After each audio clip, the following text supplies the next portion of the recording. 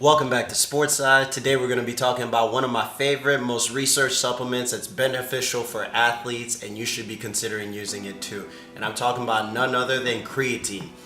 Alright, I know you probably heard you probably heard all kinds of myths, all kinds of crazy stuff about creatine. You're probably wondering to yourself, isn't creatine the stuff that adds water to your muscles and just makes you all bloated and stuff? Well, we're going to talk about some of the benefits that make it to where those setbacks and those myths that you believe are going to be obsolete. Alright, so now, and when I'm talking about creatine here, I'm talking about creatine monohydrate. So the important thing is, what is creatine? Creatine can be found in all kinds of foods. You can find creatine in steak, you can find creatine in chicken, you can find creatine in fish. It's mainly in a lot of protein-rich foods where you can find creatine. Now, to understand how creatine works, you have to understand adenosine triphosphate. You know what? Let's bring out the board for this one. Wells, if the ball looks up, you can put it on the board! So, to understand the importance of creatine, as I mentioned, you gotta understand adenosine triphosphate. This is the chemical reaction your neurons, your motor neurons, tell your muscles to contract so that they can actually flex.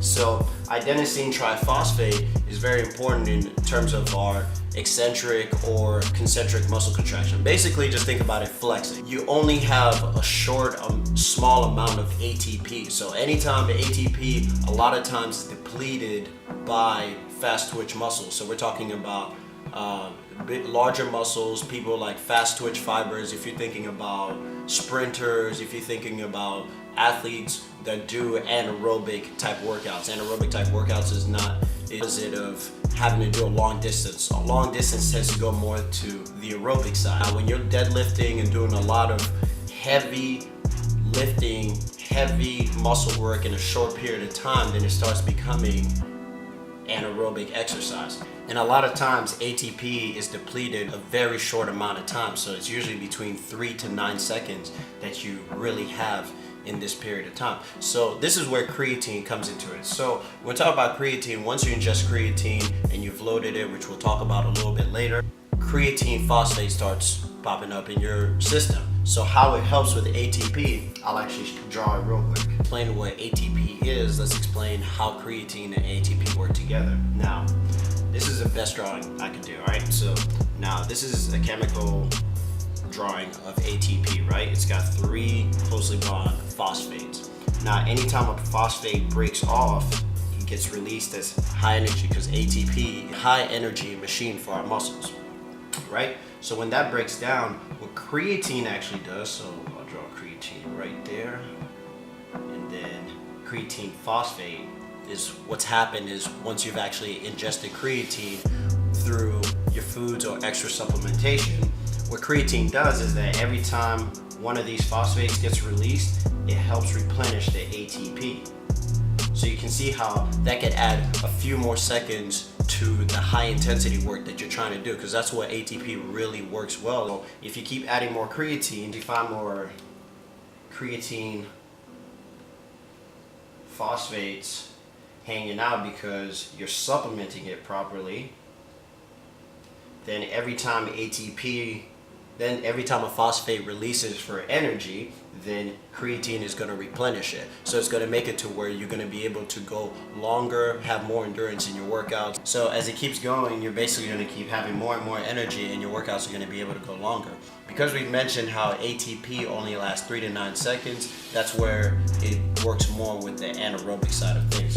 So if you increase creatine and you're able to actually make it to where every time one of these phosphates disappears and it goes towards energy, then creatine keeps replenishing it. So it's like a dead sprint that you're going on. I'm actually gonna mention there was a study where they had 10 male athletes, 10 female athletes. And what they did is one group, of course, was having the creatine, and the other group was having the placebo. And then they ended up finding that in just 3 days of supplementation, that they were able to improve their sprint because their anaerobic capacity increased and their endurance increased. So to put it in perspective and something that you might relate to, one of my favorite movies is Fast and Furious, GTR, Paul Walker, right? So he's basically driving, facing Vin Diesel. It's him side to side. The race is getting close, and then right before they get to the end,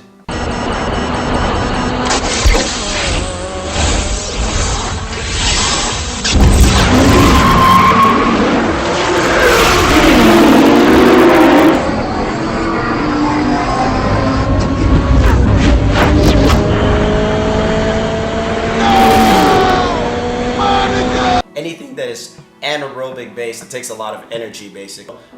Creatine replenishes that, so it's the nitrous boost that gets you that last little bit of edge to where your ATP, instead of lasting 3 to 9 seconds, now can last 9 to 12 seconds. So it's like a little bit longer, and so that's what's going to help you get a little bit more of that edge. Now, let's go. I'll actually post the study, the one on the anaerobic capacity. I'll actually put it in the description below so that you don't think I'm making it up. Let's go into the next thing. The next thing that is important about creatine is there's a lot of actual benefits that go beyond just muscles. So part of it is actually brain function.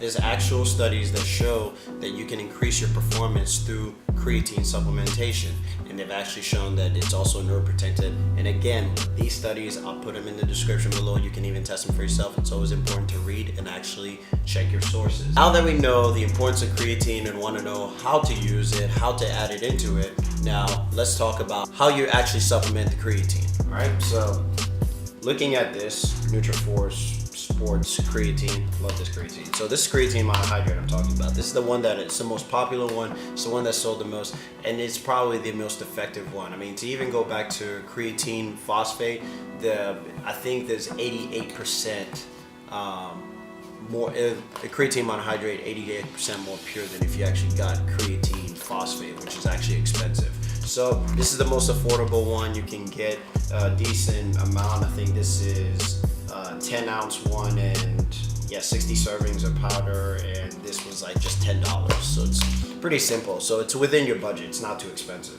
Now, when it comes to the loading, a lot of times I've loaded to where the first week I'm taking 10 grams of creatine every day, especially in the morning. I just drink it with water. I don't know, for some people this tastes coarse, but I drink it with water, 10 grams every day for the first week, and that's the loading phase. And then after that, every day I just take it 5 grams at a time. Everything has shown that if you use creatine for a short period of time, which is about 3 months, cycling for 3 months, you're safe. I have no issue. I've actually taken it year-round before and not had an issue, and there hasn't been any study to disprove that theory that you can actually take creatine year-long. It's just you can't necessarily load it so much, because after you're done with the loading phase, your body has absorbed it. So you taking a ton every day, like 20 grams every day, or keep taking 10 grams, is just unnecessary. I mean, maybe sometimes for myself, when I feel like really tired and I've been supplementing with creatine and I know that I've loaded it, and then I go a few days where I don't take it, then if I have a big workout that day, then I decide to take 10 grams. And that's just something that I really attach to. But in terms of dosage, just really read most of the time what the label is. In this one, it says if you're an athlete who's interested in low creatine, it's important to use 20 grams a day for the first. If you actually do anything that's like 15 to 20 grams, you usually only need 3 days. As I mentioned in the study before, where they made those sprinters, and their sprinters actually saw their times increase on their events, they did 3 days of supplementation. So I'm assuming they did like 20 grams. So you really don't have to do 5 days of 20 grams. A safe bet is to do 5 to 7 days at 10 grams, and then after that, reduce it to 5 grams daily in the morning. But now that we know the benefits of creatine and we know how to use it properly, definitely go out there and check it out. And definitely, I have a personal experience with creatine. Story time, guys. I gotta share with you. Years ago, about 6 years ago, I ruptured my Achilles. This is when I was doing entirely too much work. I mentioned it in a previous video where I was just trying to get cut or whatever. Like I was flying for spring break and I was going to Miami. And so now let's talk about, so I had the injury. I couldn't get surgery because I didn't have insurance at the time and it would have been too expensive. So I remember, because I was inactive in the gym, one thing that happened to me is I started to lose a lot of the muscle because I wasn't necessarily working out. So one thing that I did is I increased my calories because that's part of what led to me getting hurt. But the other thing is that I actually started supplementing creatine so that my body could actually, so I could still work out pretty hard and retain as much muscle as possible. And there's been a little bit, there's been some studies before to actually prove that creatine helps with muscular dystrophy, but I'm not necessarily saying that that's what it actually helped with. What it actually helped me with is I was still able to work out pretty hard and actually retain the muscle, because with the added creatine in my supplementation, I was able to hit my workouts even harder and I had more endurance, and therefore I was able to maintain as much muscle mass as possible while I was recovering from my Achilles rupture. So that's what I definitely would say about creatine. It's absolutely my favorite supplements. I see nothing wrong with it. Hey, if you haven't tried it, you should definitely try it. And I'm talking about Creatine Monohydrate. And if you have any questions on any of this stuff and you need some help, I'm a personal trainer. You can reach me at shemafitness@gmail. I'll actually put it right there. And then also, if you haven't subscribed yet, go ahead and subscribe. There's gonna be some exciting videos coming up. And give this video a like if you appreciate it. And if you enjoyed it, please share it with your friends as well. All right, I'll catch y'all next time here on SportsCy. Check me out!